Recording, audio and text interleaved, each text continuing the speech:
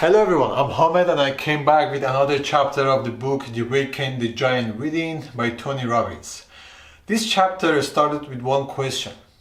Can change happen in an instant? What do you think? And if your answer is no, why? Why most people think that change can take long? Why we cannot have instant change? So two things that Tony Robbins mentioned in this book is about assumptions. So people try to change something and they fail. They do it again and they fail. And they use their willpower to change something and they fail. And they come with this assumption. They assume that every important changes that want to happen in our life, it takes so long. And the other is that about a set of belief that we talked about in the last chapter, about set of belief system that happen for us, and also our culture could be another impact on us, that overall we decide to think about this idea that idea of instant change could be a little negative. Means that we link negativity to the instant change. Imagine that if there's a big thing and you want a big change in your life and you change it instantly, what people might think about you? Okay, if you change it very easily or very in an instant, are you sure that it was a problem? Or it was a real big problem? Okay, let's continue on the other part. We're going to explain about a biology of the brain, how brain gonna works, and also some information about the neuroassociation, which is gonna be fun part in the next minutes. Just bear with me. So why some changes fail and some changes they don't fail, and how we can create a long-term changes. So imagine that you're going to a gym. You decide to get into shape, try to exercise, do bodybuilding and different things. So what do you think? If you go one session, are you gonna feel the change?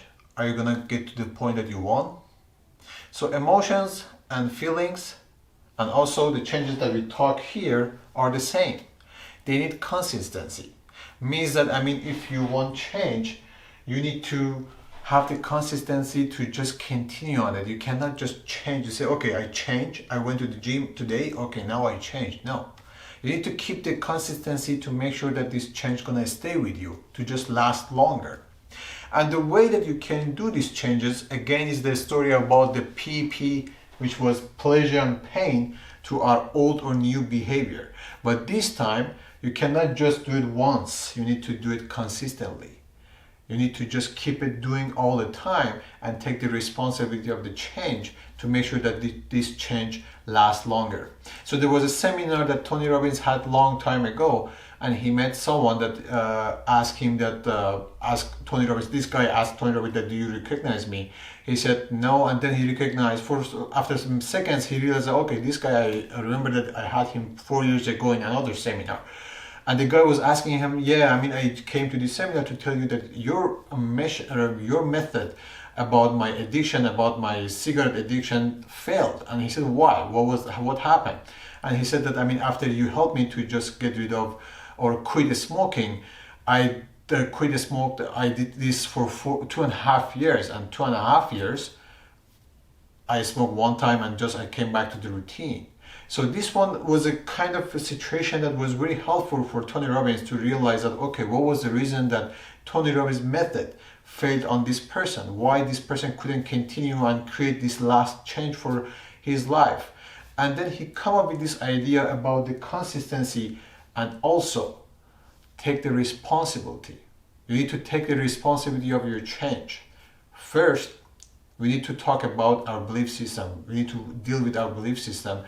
And then we need to continue on that belief system that we have. We need to do exercise. We need to keep doing and keep doing. We cannot just do one time and say, okay, the result is there. Let's continue on the chapter and we're gonna get more information about this. So, what are two changes that people want to have in their life? So usually the first one would be how we feel about things. And the second would be about our behaviors. We want to change our behaviors. There are some behaviors that we don't like, and there are some behaviors that we like to have. So this is going to be one change. And the another change is about how we feel about things, about the tragedy, about the past experience that we had, or about people that we met in our life.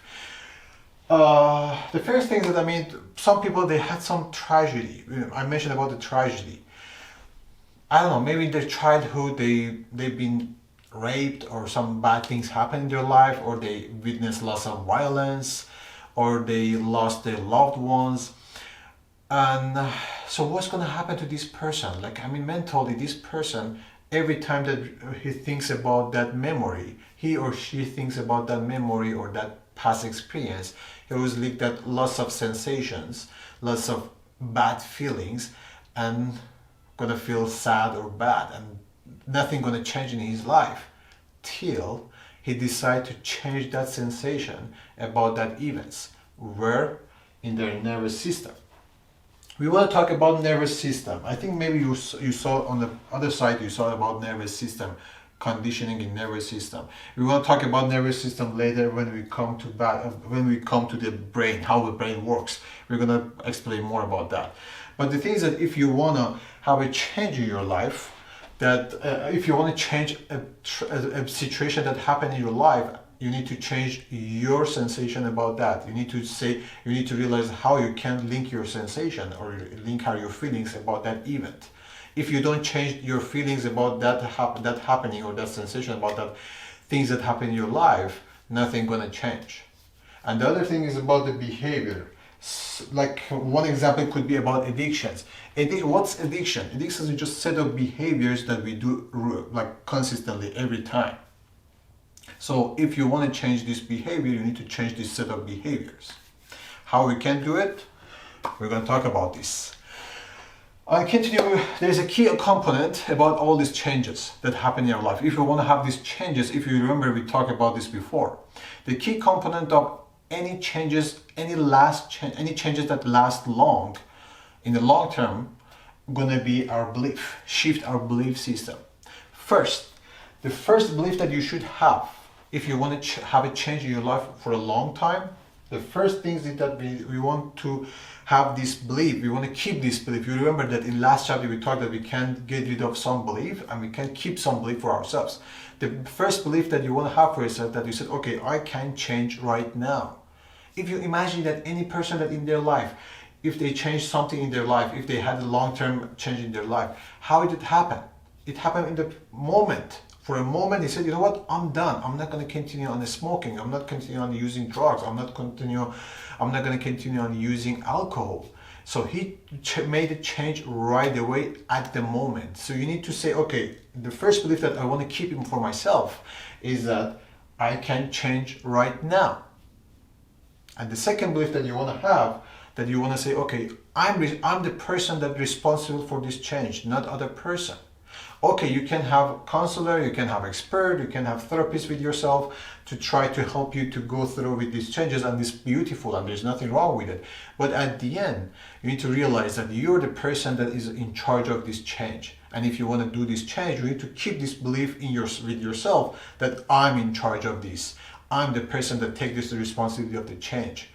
Like the same story that we had about Tony Robbins, because Tony Robbins realized that the mistake that he made about this guy, because he tried to help him that, hey, you need to quit the smoking, and the way that he helped him, he took the responsibility for this guy. And this guy realized that, okay, after 2.5 years, if I smoke, I'm not going to take the blame. I'm going to give this blame to Tony Robbins, because I mean, he failed. So when you take the responsibility for yourself, that time you know that, okay, you're the person that needs to just behave, not Tony Robbins. We're going to talk about how brain works in second part, because I'm trying to make our videos shorter, so this way it's going to be easier for you to just watch one by one. And I hope that so far you had a chance to continue on watching the second part, and I wish you the best for all the time. Bye bye.